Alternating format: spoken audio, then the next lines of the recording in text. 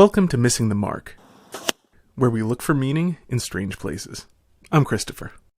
Recently, I watched a video from Jonathan Pageau over at The Symbolic World, where he talked about how ritual is inescapable. Now, he's entirely correct. It's a good video, and I recommend watching it. There is, however, something I'd like to talk about, because while he talked about that, he talked about the importance of ritual.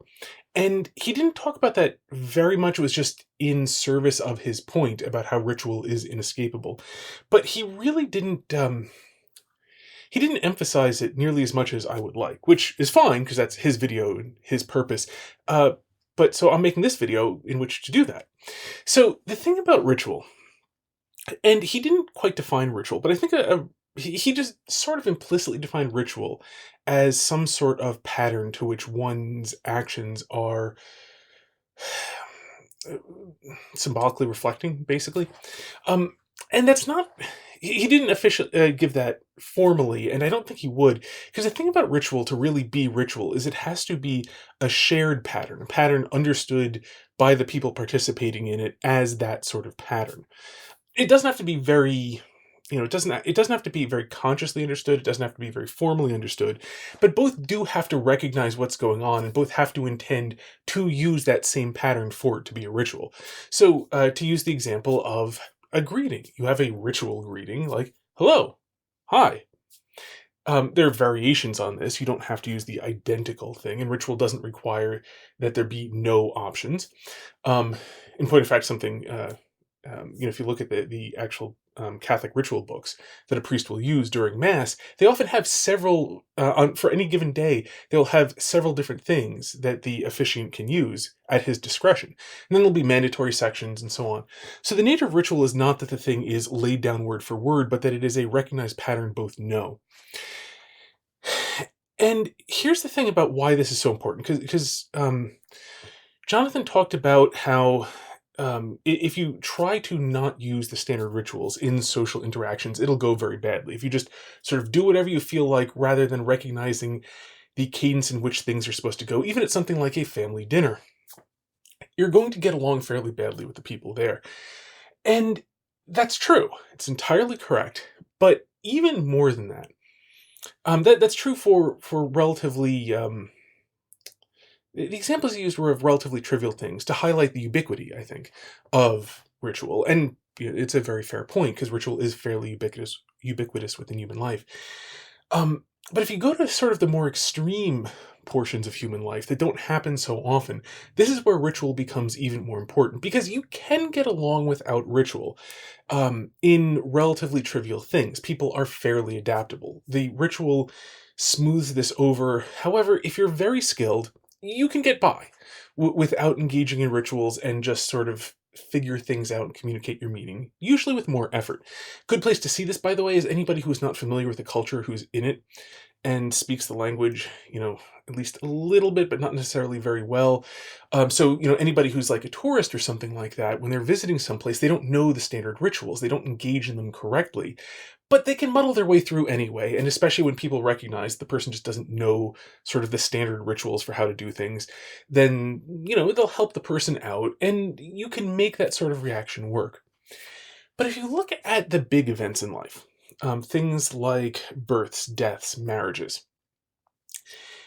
these things all tend to be very ritualized. Births less so. No, not the actual giving of birth. That's not ritualized. That's just hard work, and it gets done how it gets done on an individual basis. But if you look at surrounding it, what happens? There are very much rituals, rituals of congratulations, the rituals of the person needing to inform people. I mean, I can testify very much that there's an element in which, like as the father, there were certain people in, especially on my side, that I was supposed to call, but also, on my wife's side, because, she had just given birth. So it's now my responsibility to perform the ritual of letting people know, at roughly speaking, the earliest convenient moment, that the birth had occurred.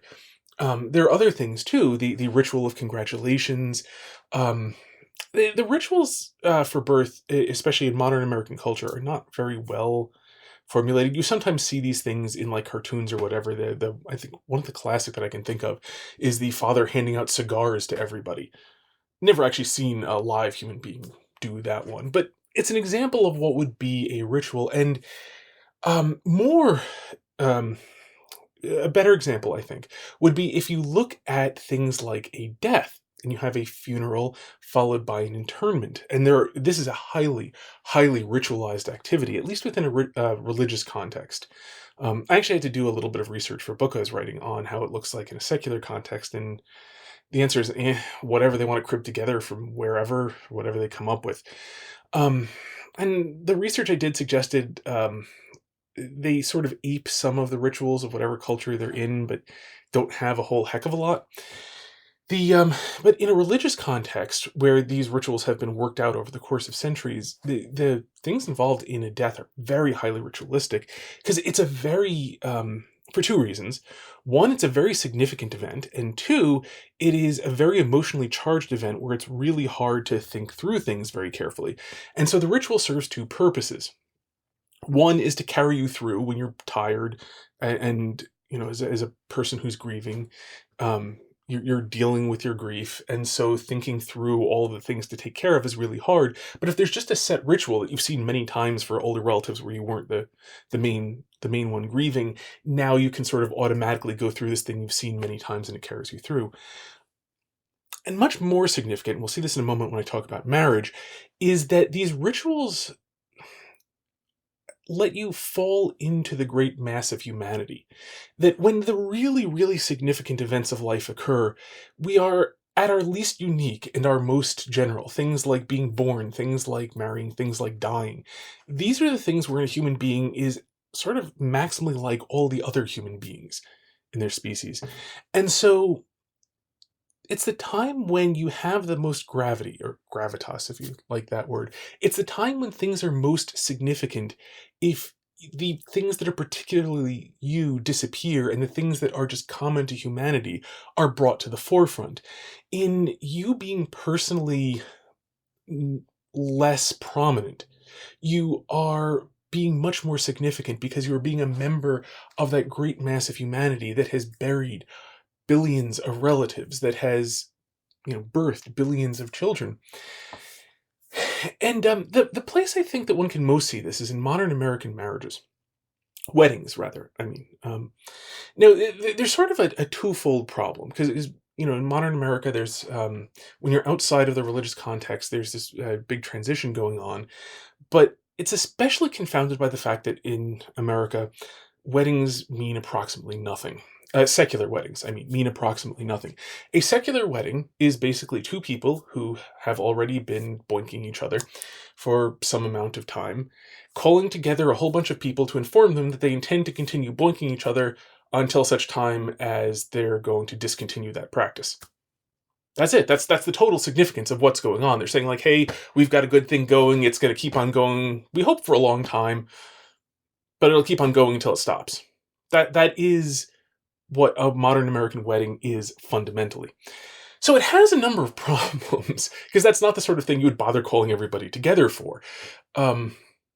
It's just not really the sort of thing that's worth people's time and effort to show up and celebrate the formalization of how two people hope that the good thing they've got going is going to last for a long time. Okay, but so they tend to crib things from other traditions, but they won't, because they're cribbing them, and because they're cribbing them from multiple traditions, and because modern secular Americans are fairly aware that they don't belong to any of these traditions from which they are cribbing things in order to seem like what they're doing is more important than it is, like traditional marriages, for example. They tend to feel the need to put an individual spin on it, to do something different, because you can only cosplay so much for real. You can cosplay all you want at a cosplay event at some sort of anime festival, or what I like better is Renaissance festivals. And you can go to a Renaissance festival and you can put on as much medievalish clothing as you like, and you can say huzzah and my lord and my lady to everyone you want, and you can do that up to the hilt, and that's fine. But it kind of doesn't work when something real is going on, or at least something supposedly real is going on, and in any event, you have called together family and friends to go spend a lot of money, even though they may not want to, and showing up and so on, but they're doing it for you. So that doesn't quite work. And so modern secular Americans have to um, acknowledge that they're not just cosplaying, that they're not, just doing a historical reenactment for funsies. And so they have to do something a little bit different to indicate that this is not pure play, that there's some amount of seriousness involved. Now, the problem is, well, it's sort of twofold. But they both kind of work out to being basically the people involved tend to do things like make up their own vows that are individual to them, and do certain things that incorporate their hobbies and the things that they like, and stuff along those lines. It varies. The very nature of it being highly individualized is that generalizations are somewhat hard, but in general, you have trouble generalizing because there are lots of particulars. And the problem that comes about is that as somebody who has seen a real wedding, is you're kind of painfully aware that this is a historical reenactment, bits of historical reenactment put together with a bunch of just individual stuff about two people that's mostly about what they happen to like. Tidbits of who does the cooking and who likes bad movies and who various things. And so when this happens, the problem you come up against is that it doesn't meld into the mass of humanity. It's not taking part in what humanity has generally done. Now, to be fair to modern secular Americans, this is partially because they're not taking part in what humanity has generally done, because humanity has not generally taken marriage nearly as lightly as modern secular Americans in fact take it. But even apart from that, they're doing something. I mean, they're not doing literally nothing. They do at least intend to try fairly hard to stay together. Maybe not super hard, but at least, fairly hard. And so even that, they're not, the fact that they're at least changing their life, if nothing else, modern secular Americans are opening themselves up to certain types of legal liability, when they don't want to boink each other anymore. So they're doing something, but you barely even get that sense because they're not taking part in this sort of general human action. And so the nature of it in being individual is that it becomes very it just becomes like, okay, some people tried, they're not, great at this because, almost nobody's going to be great at coming up with, any sort of ritualized action. That's the sort of thing that needs to get refined over a long period of time where like the best people come up with things and everyone copies them if you want it to be, halfway decent. And so it's, mostly not. And like, good for them, they tried, A for effort, I suppose, but like fundamentally unimpressive. And so this is also the case anywhere else you look where people eschew ritual, where they try to avoid ritual where human beings normally use ritual. Now, as Jonathan Pageau said, they're first of all, they're going to come up with their own rituals. I mean, their rituals are just often going to be like symbolically mismatched to what they're trying to do. But they're going to come up with some sort of ritual. And so they're going to do ritual, but badly, except it's not going to be the same ritual as anyone else is doing. And so they're not going to get any of the significance in the action from taking part in what the rest of their species does. They're not going to be, well, for lack of a better term, merely human. And in not being merely human, they largely fail to be, to borrow the sort of terminology that Jonathan Pageau would use, they're not really symbolically human. They're not tapping into the rich symbolism of humanity as itself because the individual and his quirks is coming to the forefront, obscuring the humanity behind it. And so one of the great importances of ritual and of using the same rituals that everybody else uses is that for all of those things which are most significant in life, they're the things we share with everybody. And so by using the same rituals as everybody else, you feel their significance the most because you are entering into that symbolism of being human, that it's the humanity of you that is really, at play, that everyone's concentrating on within that sort of shared ritual. And so that's the great problem of trying to get rid of rituals. I mean, you're going to fail and come up with your own ritual, as Jonathan Pageau said. And it's almost certainly going to be symbolically mismatched to what you're doing, as he said. But even worse than that, it's going to be disconnected from the rest of humanity. And so there's an entire realm of human symbolism, of the symbolism of being part of humanity that is simply unavailable because you're not doing the same symbolism that everyone else is doing. Whatever that symbolism is, it's only available. That symbolism of being human is only really available if you're doing the same rituals that other human beings are doing. And so that's the thing that I wish he had talked about, but I'm happy enough to supply on my own, even if not necessarily as well as he would have done it. And it's something to consider whenever you've got symbolism, anything ritualistic to take part in. That in general, the best rituals are going to be the most widespread rituals, the rituals that you have most in common with your fellow human beings. Um, so to the degree that you can, whenever you're trying to pick out a ritual, whenever you're in that strange position of being able to pick out a ritual, the best rituals to go for are the ones that are available to you. So, I mean, a Christian has to use Christian rituals or rituals that are compatible with Christianity. And, a Jew has to use Jewish rituals and, Buddhist has to use Buddhist rituals and so on.